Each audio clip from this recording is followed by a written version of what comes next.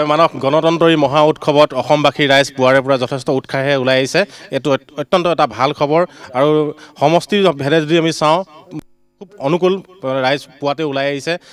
আবাল বৃদ্ধ বনিতা আমি বিশেষকৈ ফাৰ্ষ্ট টাইম যিসকল ভোটাৰ যুৱ ভোটাৰসকল এইবাৰ খুব আকৰ্ষণীয় ৰূপত তেওঁলোকে উৎসাহী হৈ ভোটদান কৰিবৰ বাবে কেন্দ্ৰলৈ ওলাই আহিছে। আৰু আমি এই খবৰসমূহ ৰাইজৰ মাজলৈ আমি বা খুব তৰিত গতিত শুদ্ধ ৰূপত আমি যাতে লৈ যাব পাৰোঁ তাৰ বাবে আমি ND24 এই বিশাল টিমটো আপোনাৰ নেতৃত্বত আমি পুৱাৰে পৰা গোটেই লাগি আছোঁ।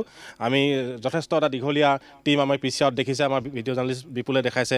আমি বিজাদিৰ পৰা আৰম্ভ কৰি সুইচ সিঙৰ পৰা চাউণ্ডৰ পৰা আৰম্ভ কৰি এটা বিশাল টিমে আমি পিছত আমি লাগি আছোঁ যাতে শুদ্ধ খবৰ অন স্ক্ৰীণ আমি খুব তৰিত গতিত ৰাইজৰ কাষলৈ নিব পাৰোঁ। ৰাইজৰ মনৰ বতৰা, ভোটাৰৰ মনৰ বতৰা, প্ৰাৰ্থীসকলে ভোটদান কৰি কি আশা কৰে এই কথাসমূহ আমি ৰাইজৰ মাজলৈ লৈ যাবৰ বাবে কেইবা ঠাইৰ পৰাও কিন্তু এতিয়ালৈকে EVM বিকলৰ খবৰ পাইছে, যিটো বৰ ভাল নহয়, বিশেষকৈ ভোটাৰসকলৰ কথা যদি কওঁ।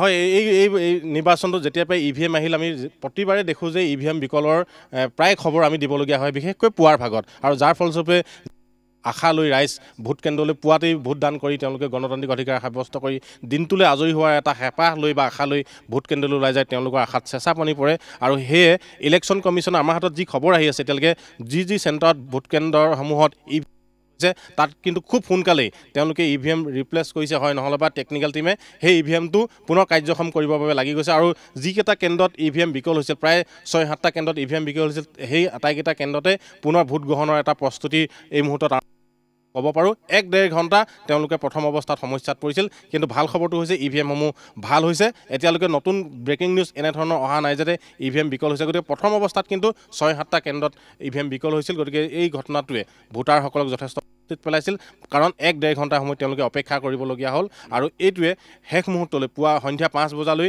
ভোটৰ হাৰত প্ৰভাৱ পেলাব পাৰে, কাৰণ এই 1-1.5 ঘণ্টা যে ভোটাৰসকল ৰৈ থাকিবলগীয়া হ'ল এইটোৱে যথেষ্ট এটা প্ৰভাৱ পেলাব পাৰে। গতিকে ভোটাৰসকল অস্বস্তিত পৰি গতিকে শেষ মুহূৰ্তলৈ আমি অপেক্ষা কৰিব লাগিব সেই EVM বিকল হোৱা চেণ্টাৰসমূহত পলিং পাৰ্চেণ্টেজ কেনেধৰণে হ'ল শেষ মুহূৰ্তলৈকে।